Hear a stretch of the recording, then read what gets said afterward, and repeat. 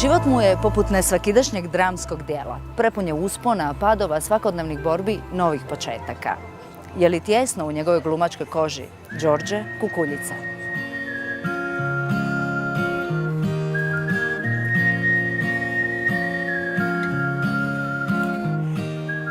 Jao, ho, ho. Đorđe. A? Đorđe. Đorđe, što misliš o novim životnim početcima? Mislim da.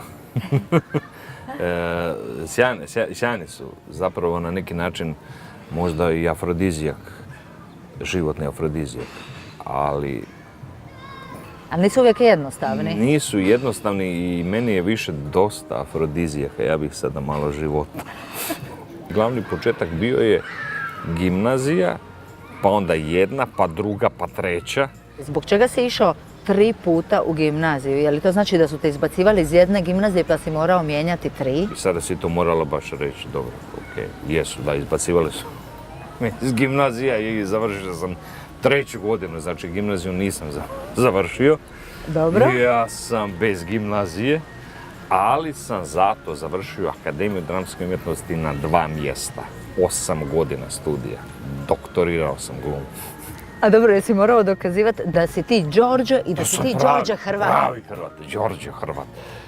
Pa to još uvijek, nažalost, u nekim segmentima nekih ljudi koji ne poznaju, ne znaju priču i ne razumiju.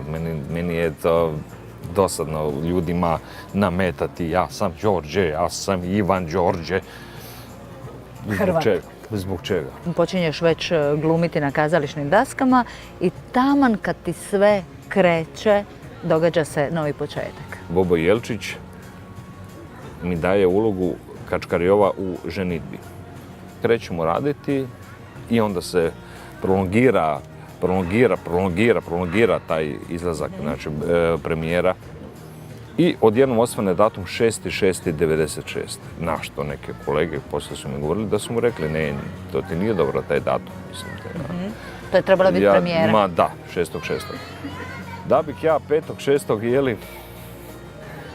došao u predvorji raja. Nakon te prometne nezgode. Imao si prometnu nezgodu, da. Tako je, da, prometne nezgode i ulazim pred vrata raja. 3 tjedna si bio u komi i uopće se nije znalo što će biti s tobom. Pa nije, da. Rekao, prvo su te gurnuli sa strane, rekli su gotovo, šta ću ti ja? Nema tu pomoći. Morao si naučiti govoriti, morao si naučiti hodat. A trčat. Sam opet trebao dobiti hrabrosti za potrčat. Za uraditi sklek, danas ih radim, dobro, nije bitno. Ali je vrlo neugodno bilo mladom momku koji je sve mogao, a onda ne možeš ništa. Čovjek je tako životinja, čovjek je tako napravljen da uvijek mora, da ne može. Uvijek se dočeka, uvijek iz njega nešto raste, nešto se razbukta, uvijek on počne. Uvijek on počne. Nakon što si ponovno naučio govoriti, naučio hodati, potrčao, vratio si se na kazališne daske. Sada si 25 godina na kazališnim daskama. Četvrt stoljeća, jesam. A zapravo taj osjećaj kad se vratiš na kazališne daske, je li to bilo nešto posebno? A znaš što, to svi onako su pisali to, ali to je, ću ti reći neiskreno, to je jednostavno nešto što je normalno, što se mora dogoditi. To je onaj čovjek u nama.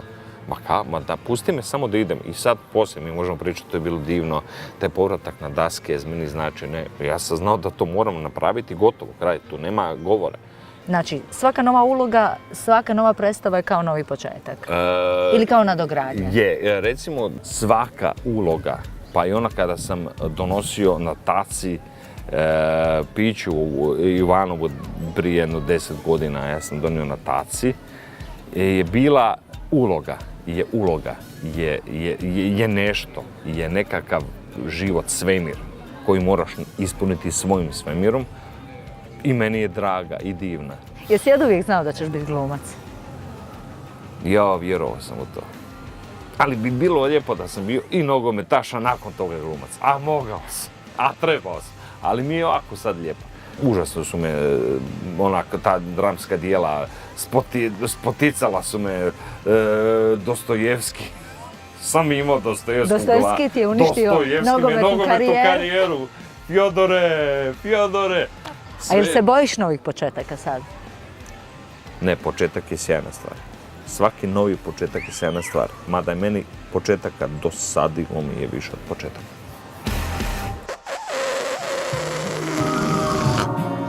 Svaki početak je težak, ali može biti dobar.